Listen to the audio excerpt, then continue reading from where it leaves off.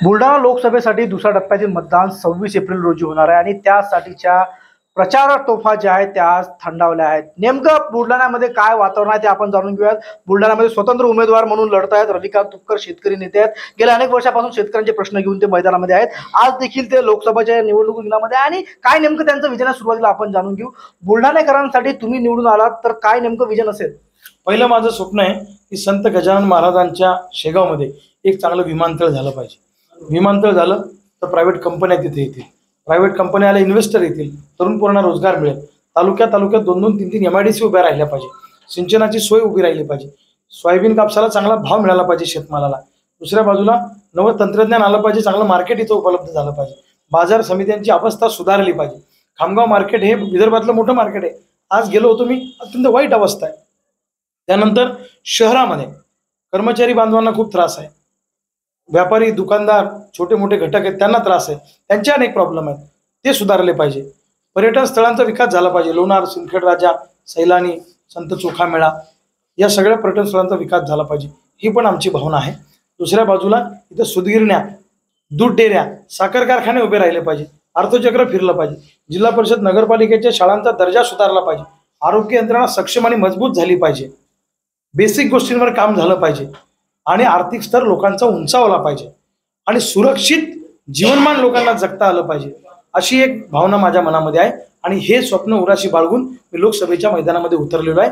मी लोकसभेला जिंकून गेलो तर 100% या बेसिक गोष्टींवर मी काम करणार आहे. खामगाव जालना एक रेल्वे मार्ग एक मोठा प्रश्न प्रलंबित आहे.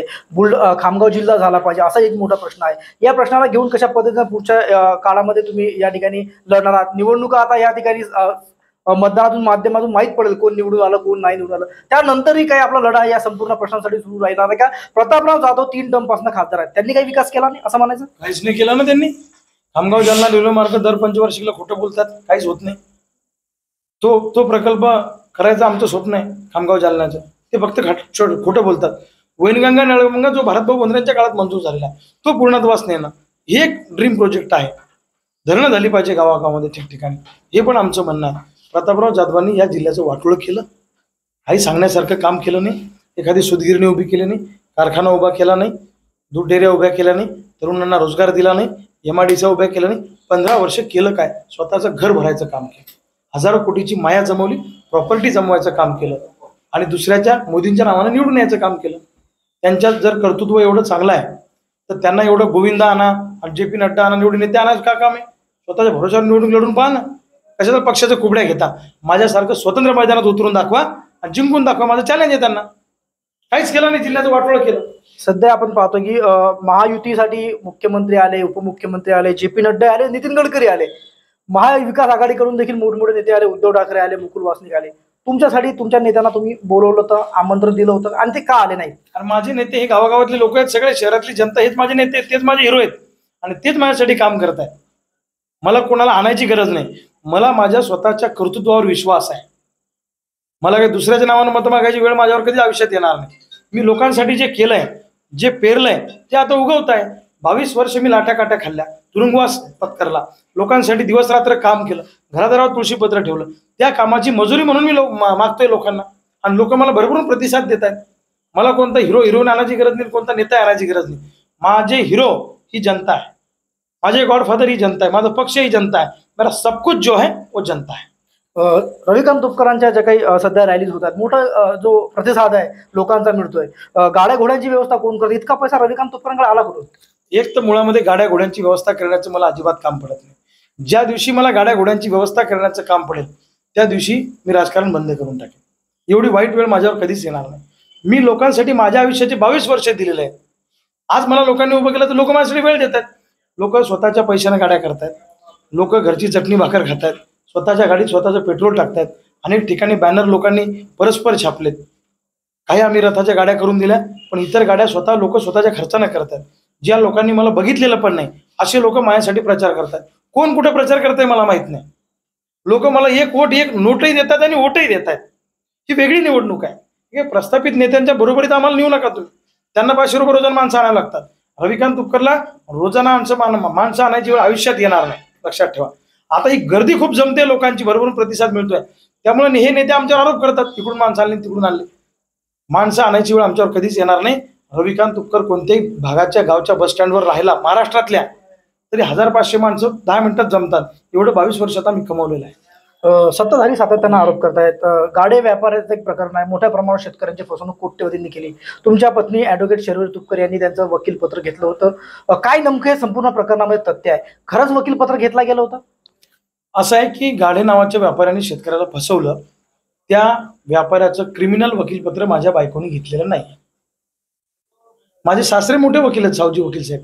त्यांच्याकडे ते लोक त्यांच्या सासऱ्या थ्रू गेले होते. आम्हाला कळलं त्यांनी ती केस सेम डे परत केली सासरेबांनी. सासरेंचं प्रोफेशन वेगळं, माझं प्रोफेशन वेगळं, माझ्या बायकोचं त्याच्याशी काही संबंध नाही. परंतु खोटे नाटे आरोप करायचे. मग मला सांगा, मला त्यांना प्रतिप्रश्न आहे की गाडे व्यापाऱ्यांनी शेतकऱ्यांचे पैसे बुडवल्यावर खासदार या नात्यानं त्या व्यापाऱ्याच्या घशातून शेतकऱ्यांना खासदारांनी पैसे का काढून दिले नाही? यांचा भाऊ मेकर बाजार समितीचा सभापती होता. त्यावेळी अग्रवाल नावाचा व्यापारी पळून गेला. त्यावेळी त्या अग्रवाल नावाच्या व्यापाऱ्याच्या आर्थिक याच्यामध्ये कुणाचे हात बरबटलेले आहेत? का नाही तुम्ही त्याचे पैसे वसूल करून दिले? ढवळे नावाचा व्यापारी पळून गेला, एक मेकर भागातला, त्यांच्या भागातला. का नाही पैसे वसूल करून दिले? एक वहीद खान पळून गेला, एक तो जग्गुडान पळून गेला मलकापूरचा, एक मोतळ्याचा गेला. मग या शेतकऱ्यांचे पैसे खासदार या नात्याने खासदारांनी का वसूल करून दिले नाही? अरे खासदार, तुम्ही प्रश्न आम्हाला विचारता का? माझ्या बायकोचा या प्रकरणाचा काही संबंध नाही. आणि माझं त्यांना चॅलेंज आहे, आरोप मर्दासारखे माझ्यावर करा. बायकांवर काय करता? महिलांवर काय करता? तुमची संस्कृती आहे महिलांवर आरोप करायची. मी सुसंस्कृत घरातला पोरगा आहे. मी असले आरोप प्रत्यारोप करणार नाही. माझं त्यांना एकच सांगणं आहे की रविकांत तुपकरवर खोटारडे आरोप करण्यापेक्षा 15 वर्षात या जिल्ह्यासाठी तुम्ही काय केलं याची उत्तरं लोकांना द्या. ज्या वकिलाकडे हे नंतर प्रकरण गेलं होतं त्या वकिलांनी काल परवा एक विधान केलं होतं. आज आणि त्यांनी गुंजाव केला की 6 महिन्यानंतर हे प्रकरण माझ्याकडे आलं होतं. तोपर्यंत तुमच्याकडे होतं का हे प्रकरण? काय नेमकं आहे तथ्य? ते साफ खोटं आहे. ज्या वकिलांनी असा दावा केला या प्रकरणाचा तुपकर दाम्पत्याचा काही संबंध नाही असं परवा म्हटलं. आता काल काय म्हटले मला माहित नाही. त्यांच्यावर राजकीय प्रेशर आला असेल, कोणाचा तरी दबाव आला असेल. दिनोदे वकिलांनी त्या व्यापाऱ्याची जमानत केली. त्या जमानतीच्या केसमध्ये दुसरं कोणाचंच वकीलपत्र नाही, दिनोदे वकिलांचंच आहे फक्त. माझ्या बायकोचा काही संबंध नाही. त्या व्यापाऱ्याच्या 2 केसेस आहेत कोर्टामध्ये, एक सिव्हिल आणि एक क्रिमिनल. क्रिमिनल म्हणजे गुन्हा दाखल केल्यावर जमानत करणे, ती दिनोदे वकिलांनी केलेली आहे. आमचा काही संबंध नाही त्याच्याशी. आणि मला एक गोष्ट सांगा, आता तुम्ही 4 भाऊ एका घरात राहतात.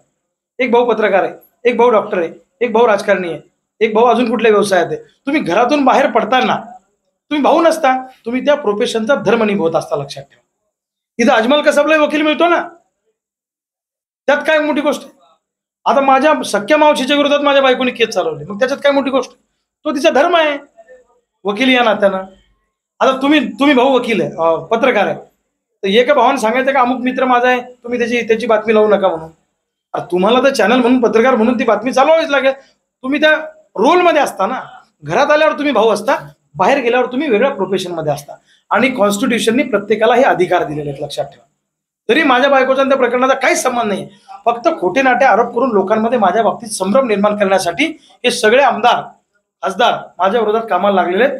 मला बरं वाटतंय की एका गरीब शेतकऱ्याच्या पोरानं या सगळ्यांना कामाला लावलंय. एकनाथ शिंदे येतात माझ्यावर बोलतात, खासदार प्रतापराव जाधव माझ्यावर बोलतात. बुलढाण्याच्या आमदारांनी तर पातळी सोडली, त्यांना पातळीच नाहीये. म्हणजे बुद्धीचा त्यांचा कितपत संबंध आहे मला जरा शंकाच येते. म्हणजे माझ्या बायकोवर आरोप, माझ्या मुलीवर आरोप, माझ्या मुलावर आरोप, माझ्या आई वडिलावर आरोप, असले घाणेरडे आरोप मी कधी करणार नाही. त्यांनी त्यांची काय आहे ती दाखवून दिलेली आहे. अनेक लोक आमदार हे सगळे आरोप करतायत. उदय सामंत आले, माझ्यावर आरोप करून गेले. मुख्यमंत्री एकनाथ शिंदेचे पीए आले, हेलिकॉप्टर घेऊन आले, त्यांच्या 2-4 कार्यकर्त्यांना पकडलं, हे पैसे घ्या पण रविकांत तुपकरवर आरोप करा. त्यांना काय करायचं त्यांनी खुशाल करावं. जनतेने परिवर्तन करण्याचा निर्णय घेतलेला आहे. राजकीय विश्लेषकांकडून अशी चर्चा केली जाते तिरंगी लढत होणार आहे, रविकांत तुपकर 3ऱ्या नंबरवर राहतील. मात्र सत्ताधाऱ्यांनी जास्ती रविकांत तुपकरांची का घेतली असं वाटतं? मला सांगा, मी जर 3ऱ्या नंबरवर आहे, मुख्यमंत्र्यापासून झाडून पुसून सगळे नेते माझ्यावरच का तुटून पडले? मग मी जर स्पर्धेत नाही तर बोलू नका ना माझ्या बाबतीत. मग एका बाजूला म्हणता आमची फाईट त्यांच्याशी नाहीये, आणि दुसऱ्या बाजूला सकाळपासून रात्री झोपेपर्यंत सगळा अटॅक माझ्यावर करता, मला रोखण्यासाठी प्रयत्न करता, माझ्या विरोधात एसपीकडे 4 तक्रारी देता. मग का करता असं? तुम्ही कोणावर विश्वास ठेवू नका. तुम्ही आयबीचा रिपोर्ट घ्या, सीआयडीचा घ्या, एसआयडीचा रिपोर्ट घ्या, तुम्हाला सगळं कळेल. माझी फाईट त्यांच्याशी नाही, आता माझ्याशी माहितीच्या उमेदवाराची फाईट आहे. इथं लढत दुरंगीच होणार. शेवटचा एक छोटासा प्रश्न आहे. मतदान जे आहे पहिल्या टप्प्यात झालं, बऱ्याच ठिकाणी मतदानाची टक्केवारी कमी झाली. काय नेमकं मतदारांना आवाहन कराल? 26 तारखेला मतदान आहे. मी तमाम बुलढाणा लोकसभा मतदारसंघातल्या जनतेला आवाहन करेन की निवडणुकीचा दिवस हा हॉलिडे म्हणून साजरा करू नका.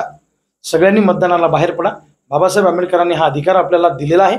बाबासाहेबांनी दिलेला अधिकार आपल्याला बजवायचा आहे. कारण निवडणुकीच्या वेळेला जर आपण मतदान केलं नाही तर मग मात्र आपल्याला पश्चातापाची वेळ 5 वर्ष येते.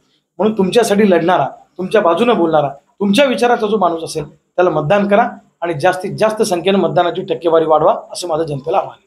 निश्चितच 26 तारखेला मतदान प्रक्रिया पार पडणार आहे आणि प्रत्येक उमेदवार या निवडणुकीमध्ये आपल्या विजयाचा दावा करताना पाहायला मिळतं. नेमकं 26 तारखेला मतदार आपलं मत कुणाच्या पारड्यात टाकतात आणि त्या निकालामध्ये नेमकं उमेदवार कोण विजय होतो हे पाहणं तितकंच महत्त्वाचं असणार आहे. प्रफुल्ल खंडारे, जय महाराष्ट्र न्यूज, बुलढाणा.